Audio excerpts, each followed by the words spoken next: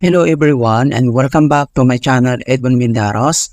And for today's quick tutorial, I'm going to show you guys on how to resolve if the network sharing features is no longer working on your Windows 11 or Windows 10. And when you're opening up your Wi-Fi or internet properties, it says that it has been disabled by the network administrator. And without further ado, let's go ahead.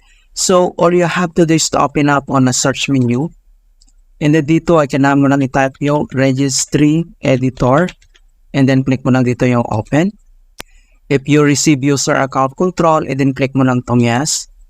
Okay, so before you proceed in the registry, I would suggest you to create a backup file. So, if anything go wrong, you could easily restore it back. In order to create a backup, it's very simple. All you have to do is to select yung file dito sa taas. So, click mo lang siya. And then, select mo lang dito yung export. And then, pop up itong export registry file. And then, select ka lang dito kung saan mo sisave yung file.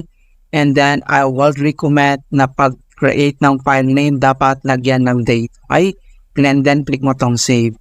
Right? So, if you want to import it back, so, very simple and same procedure. Dito lang sa taas, i-click mo lang tong file. And then, select mo lang dito yung import. And then, pop-up itong import registry file. So, kailangan mo lang i-locate kung saan mo sinave yung file. Right? And then, proceed na tayo.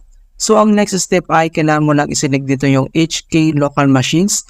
So, double-click ka lang dito. And then, next step ay select mo lang dito yung software. Double-click ulit dito. And then dito sa software, ang next step ay kailangan lang natin i-locate yung Microsoft. So, double-click ulit dito.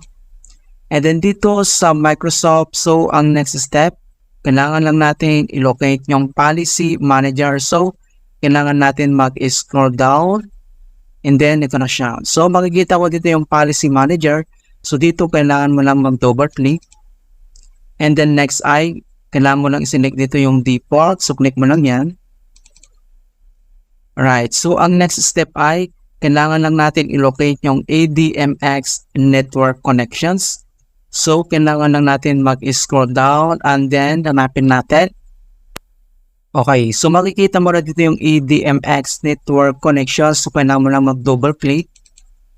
And then next ay kailangan lang natin i-locate dito yung personal firewall config.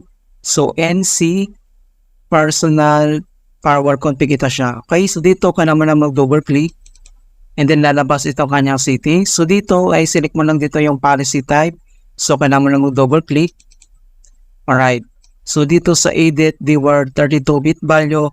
Dito lang sa value data, kailangan mo lang ilagay dito yung 1. And then dito sa base hexadecimal. And then, select mo lang dito yung okay. Okay, so click mo lang yan. And then, next step ay kailangan lang natin mag-close. So, close tayo dito. And then, close natin. And then, dito lang sa start menu. And then, click mo lang to restart. Right, so ganoon na po kasimple on how to fix network sharing no longer works on Windows 11 or Windows 10. And please don't forget to like this video, subscribe to my channel for more quality content. Thank you guys and see you in my next tutorial.